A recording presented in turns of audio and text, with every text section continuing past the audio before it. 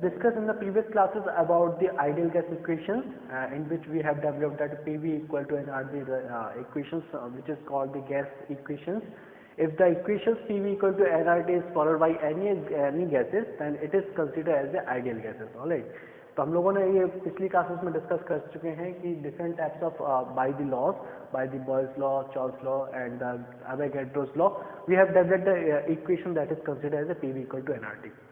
Today we are discussing about the Dalton's law of partial pressures, in which we talking about the pressures.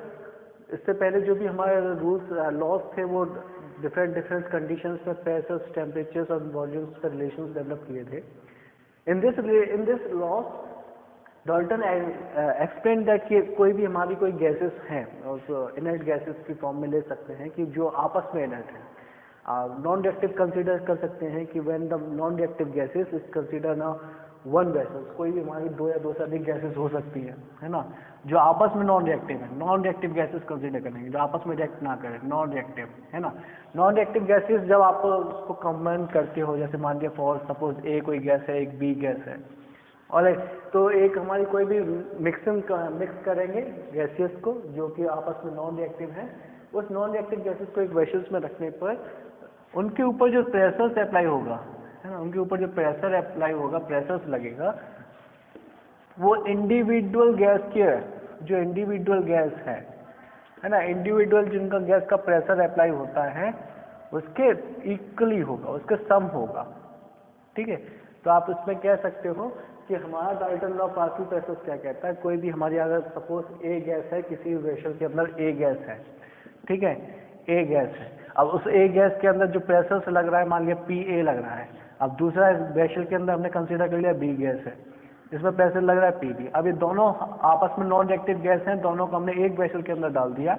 तो इसमें क्या condition हो जाएगी, pressure A का और प्रेशर B का, है ना, जितना हमारा एक गैस प्रेशर लगा रही थी, दूसरी गैस उतना प्रेशर से लगा रही थी PB, तो इसका पूरे गैस का मिक्सर का हम उसमें प्रेशर लेके चलेंगे, then we equal to sum of this gases. उसको हम कंसीडर करेंगे PA equal to PA plus PB. This law is considered as a Dalton law of partial pressures. In this equations we have developed apply on to identify applications of Dalton's law. Dalton's law के जो एप्लीकेशंस है by which we can identify the, कोई भी gaseous है ना, कोई भी गैस है तो उसमें ड्राई गैस के हम प्रेशर्स को नोन कर सकते हैं. कोई भी गैसेस अननोन गैस है उसको, तो उसको हम आइडेंटिफाई कर सकते हैं बाय द डाल्टन्स लॉ. दूसरा ये है कि हम by the help of this Dalton's law we can identify the pressures of individual gases. कोई भी इंडिविजुअल गैसेस का भी प्रेशर हम नोट कर सकते हैं. तो सपोज फर्स्ट हमको अप्लाई करना है फॉर कोई भी गैस, उसका ड्राई गैस का मॉइस्चराइज निकालना है. तो सपोज इसमें कंडीशंस क्या है कि ऐसे एक वेसल प्रकार से ले लिया कि हम उसको फॉर्मेशन ऑफ कोई भी गैस कर रहे हैं, फॉर्मेशन ऑफ ऑक्सीजन मान लिया, ऑक्सीजन कर रहे हैं, formation of oxygen. In the formation of oxygen we put the test tube like here. ये हमारा वाटर फॉर्म हो सकता है. वाटर फॉर्म के अंदर इस प्रकार से हमने उसको क्लोज वेसल के अंदर रखा हुआ है. ये फॉर्मेशन के लिए गैस पास होती है, यहाँ से वॉल्स उठते हैं, ठीक है, यहाँ पे हमारी गैस कलेक्ट होती है. तो गैस कलेक्ट होने के साथ गैस के साथ प्लस वाटर वेपर भी आएगा. ठीक है. तो इस फॉर्म में क्या होगा, हमारा वाटर वेपर भी आएगा. तो इस तरह से फॉर्मेशंस में क्या है कि गैस प्लस वाटर वेपर जो है गैस का, तो इन दोनों का जो मिक्सचर्स होता है तो इसमें जो प्रेशर अप्लाई होगा, ठीक है, इसमें जो प्रेशर अप्लाई होगा वो इन दोनों के मिक्सचर के बराबर होगा. तो इसमें P टोटल होगा, that will be P total will be equal to किसके होगा, P एक गैस है उसके बराबर होगा. दूसरा क्या है, प्रेशर ऑफ वेपर का, ठीक है, प्रेशर ऑफ वेपर का. और यही हमारा P टोटल जो है that will be describe by the Dalton's law. Dalton's law के हिसाब से क्या है कि जो हमारा इंडिविजुअल गैस के अप्लाई होगा, वाटर वेपर का जो समअप होगा वही टोटल प्रेशर हमारा यहाँ पे कंसीडर किया जाएगा. तो इसके द्वारा हम इसको कंसीडर क्या कर सकते हैं, अब हमें किसी भी गैस का प्रेशर को आइडेंटिफाई करना है तो we can identify that P gas जो भी होगी उसको रखेंगे P टोटल है माइनस के P वेपर. जो इसी V पेपर को हम कंसीडर कर लेते हैं किसमें, एक्वस टेंशन में. ठीक है। तो जो हमारा पेपर का जो प्रेशर लग रहा है, जो वेपर गैस है, उसका जो प्रेशर अप्लाई होता है उसको हम कंसिडर कर लेते हैं एज ए एक्वस टेंशन में। ठीक है। तो जो टोटल प्रेशर हमारा इक्विलेट आता है टोटल प्रेशर में, उसको हम एक्वस टेंशन को घटा देंगे, तो किसी भी ड्राई गैस को हम यहाँ पे कैलकुलेट कर सकते हैं उसका प्रेशर कितना अप्लाई होगा। ठीक है। तो this is the first law application of Dalton's law by which we can identify that the pressure of any dry gases. And the second law if we talking about कि as we know that कि हमें कोई भी gases दे रखी है, gases में अगर हमको फाइंड आउट करना है कोई इंडिविजुअल गैस का प्रेशर कितना होगा, तो by we get apply on the equation by PV and RT की इक्वेशन से हम डेवलप कर सकते हैं। ठीक है। PV equal to NRT, we develop that कि पी का फॉर्मूला क्या होता है, PV equal to NRT upon V. Alright, यहाँ पे एन क्या है, for the number of moles हैं जो हर एक गैसेस के लिए अलग हो सकते हैं। सपोज पी हमारा क्या है, P A plus P B इस तरह से फॉर्म में दे रखा है, P3 PC PD इस प्रकार से। ऑलराइट, PA के लिए कंडीशंस क्या होगी, PB के लिए कंडीशन होगी NA upon RT upon V। ऐसी होगा NB के लिए NB equal to RT upon V। ऐसी होगा NC और RT upon V dot dot dot. इस प्रकार से हम लोग कैलकुलेट करेंगे। इसमें कंसिडर क्या है कि वॉल्यूम सबका फिक्स है, रेट कांस्टेंट फिक्स है और गैस कांस्टेंट फिक्स है एंड टेम्परेचर फिक्स है। तो RT upon V will be constant, तो इसको हम आगे कर लेते हैं, तो NA plus NB equal two plus NC इस तरह से डॉट डॉट डॉट निकाल सकते हैं। ठीक है।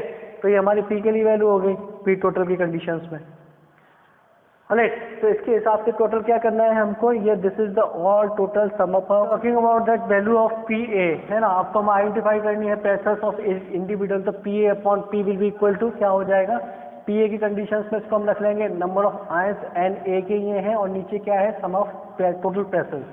तो A के लिए कंडीशन ये है और टोटल सम ऑफ क्या है NB NB NC इस तरह से डॉट डॉट डॉट NM तक निकाल सकते हैं। ठीक है। उस कंडीशंस में क्या करेंगे, ये जो वैल्यू है that is called as a consider as a mole fraction of A। ठीक है। तो मोल फ्रैक्शन का अगर फॉर्मूला याद है तो मोल फ्रैक्शंस में क्या कंसिडर करते थे, मोल फ्रैक्शंस में जैसे कि हमें सपोज A एंड B दे रखा है, अगर मोल फ्रैक्शन ऑफ A की कंसिडर करेंगे तो मोल फ्रैक्शन A की कंडीशन क्या करना पड़ता था, A upon A plus B इस फॉर्म में रखते थे। ऑलराइट, उसी प्रकार A को कंसिडर करना है तो NA ऊपर रखा है, टोटल सम ऑफ जो है वो नीचे रखा हुआ है, तो this will be mole fraction of A। तो हमने मोल फ्रैक्शन ऑफ A निकल आएगा। मोल फ्रैक्शन ऑफ A निकलने के बाद PA upon PB, P equal to क्या हो जाएगा, this will be mole fraction of A जो हमने मान के चले NA upon NA plus NB plus NC dot dot dot इस प्रकार चले जाएंगे। तो मोल फ्रैक्शन वैल्यू रख देते हैं, क्या हो जाएगा PA upon P equal to mole fraction of A। तो PA हमें काउंट करना है किसी भी इंडिविजुअल गैस का, तो mole fraction of A into total pressure. तो किसी भी गैस का एक इंडिविजुअल अगर हमको प्रेशर कैलकुलेट करना है ना, तो उसके लिए कंडीशंस क्या है, उसका मोल फ्रैक्शंस को मल्टीप्लाइड कर देंगे with the pressure, total pressure के साथ, तो we can identify that individual gas का जो हमारा प्रेशर होगा उसको कैलकुलेट कर सकते हैं। तो this is the two applications by which we can identify by which is used by the Dalton's law to identify the different types of gases pressures. Alright, the second law which is considered as the Gauss law of diffusion. Before the Gauss law we have explained that कि diffusions क्या होता है। Alright, so diffusion just ends a movements आप consider कर सकते हैं। diffusion is considered as a movements होता है, that is considered as movements, right? So movements है ना, from higher concentration to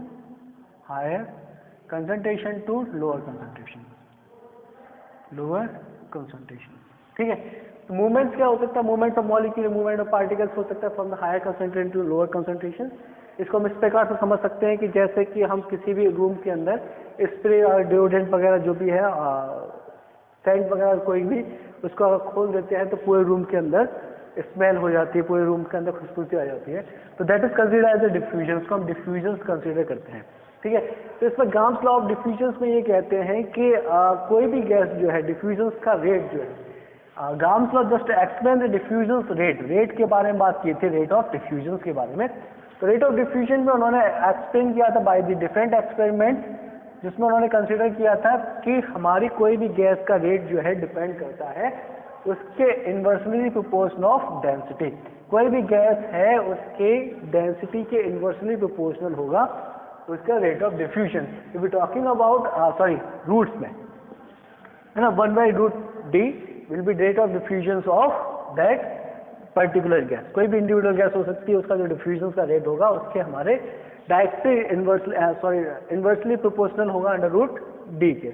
alright, इसी प्रकार से अगर talking about the rate of diffusion, तो rate of diffusion in the molecular form, then it will also the क्या होगा, that will also the molecular mass, है ना. तो मॉलिक्यूलर मास के इन्वर्सली प्रोपोर्शनल होगा. तो इन्वर्सली प्रोपोर्शनल का मतलब ये है कि कोई भी गैस अगर हमारी क्या है, भारी गैस है, ठीक है, उसका मॉलिक्यूलर मास ज़्यादा है, तो उसका रेट ऑफ डिफ्यूजन का होगा काफ़ी स्लो होगा. राइट, इसका मॉलिक्यूलर मास ज़्यादा है, किसी का भी मॉलिक्यूलर मास ले सकते हैं, molecular mass is much more than इसका डिफ्यूजन जो रेट होगा, diffusion that will be low. Right, if we talking about that, इसके हमारा rate of diffusion different types की गैसेस का निकालना था, R/R2 equal to divided by M2 under root M2 upon M1. If we talking about the rate of diffusion, जो density की forms में हो, तो it will also the M and D is directly proportional, then R1 upon R2 equal to under root D2 upon D1. ठीक है, this one. If we talking about the pressures की value दे रखी है, तो R1 अपॉन R2 will be P1 upon P2 under root D2 upon D1. अगर हमारा कोई भी प्रेशर्स की वैल्यू दे रखी है, तो by this formula we can identify the rate of diffusion. Alright, we have talking about the gaseous properties, in which we have discussed about the compressibility of the gases, diffusions properties, and the force of attractions, which we know that very less, and the force of internuclear distance is so very big. तो ये कुछ properties जो हैं gases के हम लोगों ने discuss कर चुके हैं इन द प्रीवियस क्लासेस. ये कुछ एक्सप्लेनेशंस, इसको हम देखा जाए कि ये किस तरह की प्रॉपर्टी शो कर रहा है, तो उसके पीछे कारण क्या होता है. तो टाइम ड्यूरेशन के हिसाब से the scientists have developed so many theories. In that theories, one theory is also considered as a kinetic molecular theory of gases. By this, he can explain that कि कोई भी gases जो है वो इतना compressible शो क्यों करता है. ठीक है, तो इन दिस थ्योरी सबसे पहले उन्होंने कुछ पोस्टुलेट दिए हैं, उन पोस्टुलेट के बारे में हम लोग डिस्कस करेंगे. तो फर्स्ट पोस्टुलेट कि हमारी कोई भी गैसेस है, उस गैसेस की कंडीशंस में ये है कि कोई भी गैस फॉर्मेशंस होती है, तो सबसे पहले स्मॉलेस्ट पार्टिकल्स के फॉर्मेशंस में होती है. वो स्मॉलेस्ट पार्टिकल के नंबर की बात किया तो बहुत सारे नंबर हो सकते हैं, और जो स्मॉलेस्ट पार्टिकल्स हैं जो हम लार्ज क्वांटिटी में इसको एज्यूम करके चलते हैं, that is called as a molecules. उसको मॉलिक्यूल्स की फॉर्म में ले सकते हैं. उन मॉलिक्यूल्स के फोर्स ऑफ अट्रैक्शन की बात की जाए, तो फोर्स ऑफ अट्रैक्शन मॉलिक्यूल के एक दूसरे के साथ लगने वाला मॉलिक्यूल्स का फोर्स ऑफ अट्रैक्शन जो होता है, दैट इज वेरी नेग्लिजिबल, है ना. उसके बीच में फोर्स ऑफ अट्रैक्शन, अगर सपोज कि हमारा कोई मान लिया इस तरह के वेशन है, इसमें एक मॉलिक्यूल्स जो है वो लार्ज नंबर ऑफ मॉलिक्यूल्स हो सकते हैं, लार्ज नंबर ऑफ पार्टिकल्स हो सकते हैं, इनको मॉलिक्यूल्स कहते हैं. इनके बीच में फोर्स ऑफ अट्रैक्शन है, फोर्स ऑफ रिपल्सन जो होता है, that will be consider as a negligible. उसको हम नेग्लिजिबल लेके चलते हैं. ठीक है, नेग्लिजिबल, है ना. Force of attraction, force of attraction, force of repulsion, also the gravitational force जो उसके ऊपर अप्लाई हो एक मॉलिक्यूल के ऊपर, ग्रेविटेशनल फोर्स, उसको भी हम कंसीडर करके चलते हैं नेग्लिजिबल.